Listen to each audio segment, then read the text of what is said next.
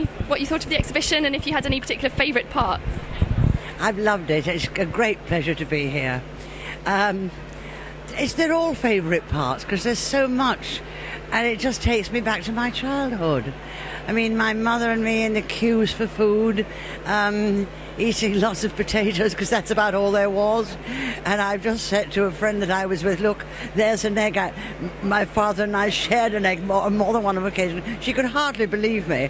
But that really was what life was like then. This is why it's so important that the Imperial War Museum remembers those days and reminds us all about it again. And I've loved being reminded about it, I tell you. It's brilliant for two reasons. One, because it's beautifully done, and I think the graphics are incredibly bright and inspiring. So it's not a drab wartime thing at all. And two, we need it because it's about the future. It's not a historical exhibition, it's an inspirational exhibition.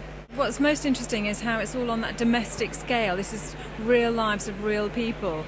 Lots of photographs as well of Londoners, so it feels very relevant. And just to imagine what people actually live through and how imaginatively they cope with it. I love the greenhouse because I got to compare it with my own and think, well, actually that hasn't changed and that's very similar.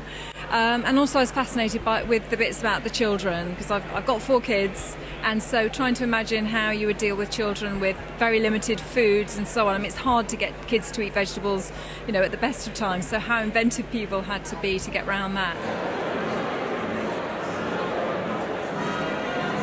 I thought the exhibition is beautifully laid out, very, very clear about what was going on, and I'm very stunned by the graphics, the posters that were made during the time, which is something I didn't expect. The best bit was the sweet shop, because I remember all of them. But actually, I'm terribly struck by it all, and I think every child in this country, or every teenager, even more, should come and see it. I think it's an excellent exhibition and brings back a great many memories, because I lived through this, and it's been extraordinary and very poignant to see so much of it. I often think about the way my mother used her imagination to economically provide us with good meals. And of course the nation has never been healthier, and it's very interesting seeing the posters telling us what to do from an economical point of view, but we're being told today to eat vegetables, more vegetables and fruit and so on.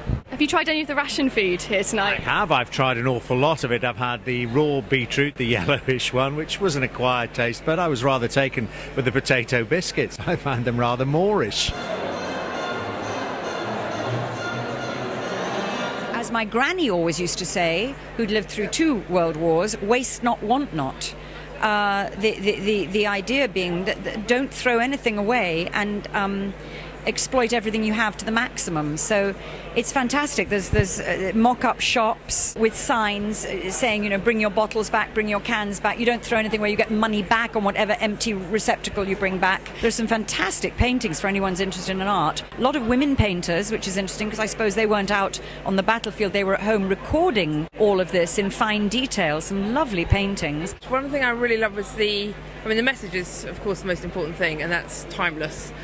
But some of the design work on the tea towels is just gorgeous. It's kind of so appropriate for now. It's wonderful. The main thing is it's just so moving. The collective effort of the people, the government, everybody was all lined up facing the same way, and you do feel that's what we need now. We don't need some people just preaching it. We need everybody doing it, and then it'll make a difference. What's very interesting is that I bumped into Diana, who suddenly started talking about her family and India. I heard a man saying that he had been in Bernardo's homes after the war. I met somebody else who said their mother ran a guest house, during the war. So what it's done is provoked memory, and memory is civilization, I think. So it's great. Dano, I think I heard you mention that you remember the end of rationing, is that right? Yes, I'm a bulge baby. I was born from my father's first leave after the war, and there was still, most rationing had gone, though our larder was bulging with tins of powdered egg, which we ate until I was about 12, I think. But I do remember sweet rationing, and I do remember going to our local grocer's, Mr. Knucklebones, with my mother, with the ration book. Now I have a daughter who's 25 who mocks me all the time and says, Mum, it's not still the war. Yeah. Because I've been so deeply inculcated with those habits. And Do you have having... string in your purse or something like that? No, but I do save string from parcels, and I even cut up old rubber gloves and turn them into rubber bands. I've got so many rubber bands and so many paper bags and so many bits of string.